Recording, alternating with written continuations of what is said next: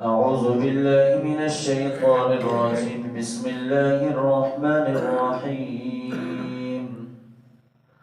ولوطا إذ قال لقومه أتأتون الفاحشة وأنتم تبصرون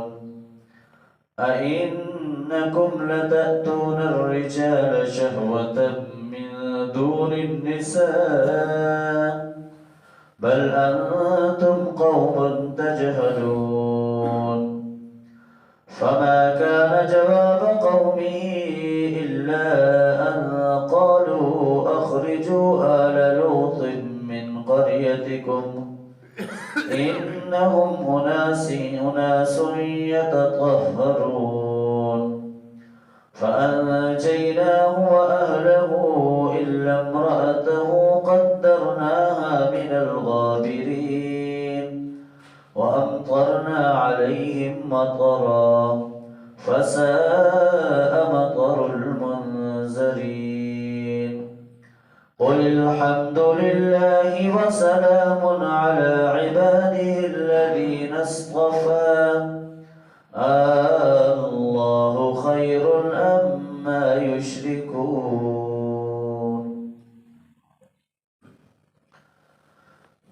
آج کی ان آیات کے اندر لوط علیہ السلام کی جو قوم ہے اس کا تذکرہ پہلے بھی گزر چکا ہے سورۃ الشعراء کے اندر بھی، تو یہاں پر بھی مختصر جو ہے اس کا تذکرہ کیا گیا کہ اس قوم وہ کس برائی کے اندر ملوث ہوئی، یعنی مردوں سے وہ شہوت پوری کرتے تھے اور پھر بالآخر جب ہٹ درمی اختیار کی، اللہ کے احکامات کو نہیں مانا، تو ان پر اللہ تعالیٰ نے آسمان سے پتھروں کی بارش برسائی تھی اور بڑا سخت عذاب ان کے اوپر جو ہے وہ آیا تھا۔ تو یہ ان آیات کے اندر اسی قوم کا جو ہے وہ تذکرہ ہے۔ وَلُوطًا إِذْ قَالَ لِقَوْمِهِ أَتَأْتُونَ الْفَاحِشَةَ، اور لوط علیہ السلام نے جب اپنی قوم سے کہا کہ کیا تم برائی کی طرف تم آتے ہو، بے حیائی کی طرف، وَأَنْتُمْ تُبْصِرُونَ، اور تم اس کو دیکھتے بھی ہو، یعنی تم ایسے قوم ہو کہ جو بے حیائی فحاشی کی طرف آتے بھی ہو، خود بھی بے حیائی کرتے ہو، اور اس سے یہ بھی مراد ہے کہ وَأَنْتُمْ تُبْصِرُونَ، تم اس کے دیکھتے بھی ہو، یعنی تم علی اعلان، یعنی چھپ کر بھی نہیں بلکہ اعلانیہ طور پر بدکاری کرتے ہو،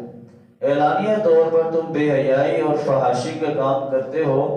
گویا مفسرین نے یہ بھی لکھا ہے کہ وہ اپنی مجالس کے اندر اس طرح کا کام جو ہے وہ کرتے تھے، اس لیے کہا کہ تم سب کچھ دیکھتے بھی ہو اور سب کچھ جو ہے وہ بے حیائی اور کھلم کھلا جو ہے وہ اللہ کی نافرمانی کر رہے ہو۔ اب بے حیائی ان کے اندر کیا تھی؟ اَإِنَّكُمْ لَتَأْتُونَ الرِّجَالَ شَهْوَةً مِّن دُونِ النِّسَاءِ، کہ کیا تم آتے ہو عورتوں کو چھوڑ کر مردوں سے جو وہ شہوت پوری کرنے کی نیت سے، اس غرض سے، بل انتم قوم تجہلون، بلکہ تم بڑے ہی جاہل قوم ہو۔ یعنی اس سے مراد کہ وہ اس قوم نے پہلی دفعہ یہ طرز عمل جو ہے وہ اختیار کیا اور انتہائی برا کام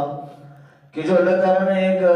مرد کے لیے جو ایک حلال ذریعہ رکھا ہے عورت سے، اس کو چھوڑ کر وہ مردوں کے ساتھ اپنی شہوت پوری کرنے کے لیے جو ہے وہ جاتے تھے، اور اس وجہ سے اللہ نے کہا کہ تم جو ہے وہ بڑے ہی جاہل قوم ہو، بڑے ہی نادان ہو، بڑے نافرمان لوگ ہو کہ تم اللہ کے احکامات کو جو ہے وہ نہیں مان رہے ہو اور اللہ کے احکامات کا جو ہے وہ انکار کر رہے ہو۔ گویا ان کے اندر یہ بدکاری تھی کہ وہ مردوں کے ساتھ جو اپنی شہوت پوری کرنے کے لیے جو ہے وہ جاتے تھے، تو اس لیے اللہ نے کہا کہ اس قوم نے بڑی ہی بے حیائی کا ارتکاب کیا ہے۔ فما كان جواب قومه الا ان قالوا اخرجوا آل لوط من قريتكم، تو قوم کا وہ جواب یہ تھا کہ اخرجوا آل لوط من قريتكم، کہ لوط اور اس کے جو گھر والے ہیں ان کو بستی سے نکال دو، انہم اناس یتطہرون، بے شک وہ بڑے ہی جو پاک باز بنتے ہیں۔ یعنی اس قوم نے ہٹ درمی اختیار کی اور بجائے لوط علیہ السلام کی بات کو ماننے کے انہوں نے کہا کہ ان کو اور ان کے گھر والوں کو اس بستی سے نکال دو کہ یہ اپنے آپ کو بڑا پاک باز جو وہ ظاہر کرتے ہیں، بڑے پاک باز بنے پھرتے ہیں، لہٰذا ان کا اس بستی کے اندر کوئی جو ہے وہ ان کے لیے جگہ نہیں ہے، لہٰذا ان کو اپنی قوم سے بستی سے جو ہے وہ نکال دو۔ تو یہ ہر درمی کی انتہا ہوتی ہے کہ ایک شخص آپ کی بھلائی کے لیے بات کر رہا ہو، اللہ کا نبی آپ کے اصلاح کے لیے بات کر رہا ہو، آپ کو آخرت کے اندر بچانے کے لیے بات کر رہا ہو، اور بجائے آپ اس کی بات کو ماننے کے آپ الٹا جو ہے وہ اس کو دھمکیاں دیں اور اس کو جو ہے وہ علاقے سے اپنے گھر سے نکالنے کا کہیں، تو یہ جب کوئی قوم نافرمان ہو جاتی ہے تو پھر وہ جو ہے وہ اس طرح کا طرز عمل کرتی ہے۔ فَأَنْجَيْنَاهُ وَأَهْلَهُ، بس اللہ فرماتا ہے کہ ہم نے نجات دی ان کو، یعنی لوط علیہ السلام کو، وَأَهْلَهُ، اور ان کے گھر والوں کو، إِلَّا امْرَأَتَهُ، سوائے ان کی بیوی کے، قَدَّرْنَاهَا مِنَ الْغَابِرِينَ، اس کے مقدر میں ہم نے پیچھے رہ جانے والوں میں لکھ دیا تھا۔ یعنی یہ جو ان کی بیوی تھی لوط علیہ السلام کی، یہ بھی ان کے ساتھ اس کام کے اندر تعاون کرتی تھی، جس کی وجہ سے وہ بھی گویا اس کو بھی روکا گیا، لیکن بار بار وہ بھی نافرمانی کی اس نے، تو اس لیے اللہ نے کہا کہ ہم نے لوط علیہ السلام اور ان کے گھر والوں کو تو نجات دلا دی کہ وہ تو وہاں سے چلے گئے، ان کو تو اللہ نے محفوظ کر دیا، لیکن ان کی جو بیوی تھی جو راہ راست پر نہیں آئی تو وہ بھی اس عذاب کی لپیٹ کے اندر جو ہے وہ آ گئی، کیونکہ دیکھیں ہدایت دینا اللہ کے ہاتھ میں ہے۔ جب اس کو ہدایت نہیں ملی، جب اس نے جو ہے وہ برائی کا ساتھ دیا، بے حیائی کا ساتھ دیا، تو پھر وہ بھی ان لوگوں کے ساتھ شامل ہو گئے۔ بے شک جو وہ بالکل قریب کا رشتہ تھا، میاں بیوی کا جو رشتہ ہوتا ہے سب سے جو ہے وہ قریبی رشتہ ہے، لیکن اسلام کے اندر یہ ہے کہ جب کوئی اللہ کی نافرمانی کرے گا تو چاہے وہ جس طرح نوح علیہ السلام کا بیٹا نافرمان ہوا تو وہ بھی عذاب کے اندر غرق ہوا، لوط علیہ السلام کی بیوی نافرمان ہوئی تو وہ بھی جو ہے وہ عذاب کے اندر جو ہے وہ تباہ ہو گئی۔ فرعون جو بڑا سرکش تھا، اس کی بیوی نیک تھی تو اللہ نے اس کے لیے جو بخشش کا اور جنت کا وعدہ کیا ہوا ہے۔ تو گویا اس سے ہمیں یہ پتہ چلتا ہے کہ انسان کے ہاتھ میں کچھ نہیں، سب کچھ اللہ کی کنٹرول اور اختیارات کے اندر ہے، اور اللہ نے بندے کو جو اختیار دیا ہوا ہے،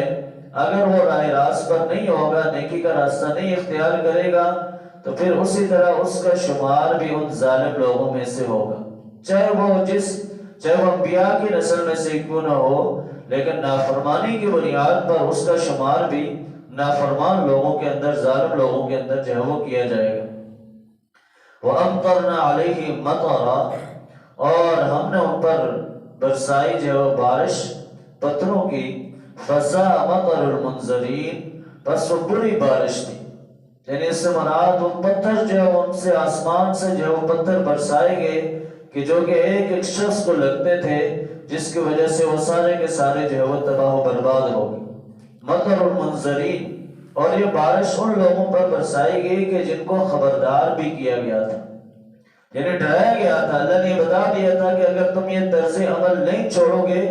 تو پھر ایک وقت آئے گا کہ تم اللہ کے عذاب کی لپیٹ میں آؤ گے۔ لہٰذا جب انہوں نے ہٹ درمی اختیار کی اور اللہ کے احکامات کو نہیں مانا تو پھر ان کے اوپر جو ہے وہ عذاب جو ہے وہ آ گیا۔ قُلِ الْحَمْدُ لِلَّهِ وَسَلَامٌ، کہہ دیجئے کہ تمام تعریفیں اللہ ہی کے لیے ہیں، اور وَسَلَامٌ، اور سلامتی ہے، عَلَىٰ عِبَادِهِ الَّذِينَ اصْطَفَىٰ، اللہ کے ان بندوں پر جنہیں جو ہے اس نے چن لیا ہے۔ اللَّهُ خَيْرٌ أَمَّا يُشْرِكُونَ، کیا اللہ بہتر ہے یا وہ کہ جن کو وہ جو ہے وہ اس کے ساتھ شریک بنا رہے ہیں؟ یعنی یہ اللہ نے فرمایا کہ تمام تعریفیں اور شکر وہ اللہ کی ذات کے لیے ہیں، کہ تمام تعریفیں، یہ کائنات سب کچھ بنانے والے اللہ کی ذات ہے، تو لہٰذا تعریف اور شکر بھی اسی کے لیے بنتا ہے، اور تمام عبادات بھی اسی کے لیے ہیں، اور سلامتی ان بندوں کے اوپر کہ جنہیں اللہ نے چن لیا۔ اس سے مراد جو اللہ کے نیک لوگ تھے، جو انبیاء کرام تھے، کہ جن کو اللہ نے اپنا پیغام پہنچانے کے لیے لوگوں کے لیے منتخب کر لیا تھا، تو لہٰذا ان لوگوں کے لیے جو ہے وہ سلامتی ہے، اور وہی لوگ ہیں کہ جو اللہ کے چنے ہوئے لوگ ہیں۔ اس سے اللہ نے کہا کہ کیا اللہ بہتر ہے یا وہ کہ جس کو وہ شریک بناتے ہیں اس کے ساتھ۔ یعنی ایک طرف اللہ ہے کہ جو ساری کائنات کا مالک، جس نے سب کچھ بنایا ہے، جن کو وہ شریک ٹھہرا رہے ہیں ان کو بھی بنانے والی ذات وہ اللہ کی، لہٰذا اللہ سے بہتر تو کوئی بھی نہیں ہو سکتا۔ جو سب مخلوق ہے، جو سب کائنات ہے، وہ سارے کے سارے اللہ کے محتاج ہیں، لہٰذا اللہ کو چھوڑ کر جو کسی اور طرف جائے گا تو گویا وہ راہ راست سے بھٹک جائے گا۔ اس لیے صراط مستقیم یہی ہے کہ اللہ کے احکامات پر عمل کیا جائے، اور اللہ کے جو چنے ہوئے لوگ ہیں، جو بھیجے ہوئے لوگ ہیں، ان کی جو تعلیمات ہیں ان پر ہم عمل کریں گے تو تب جا کر ہمیں دنیا اور آخرت کے اندر کامیابی ملے گی۔ اللہ تعالی ہمیں عمل کی توفیق عطا فرمائے۔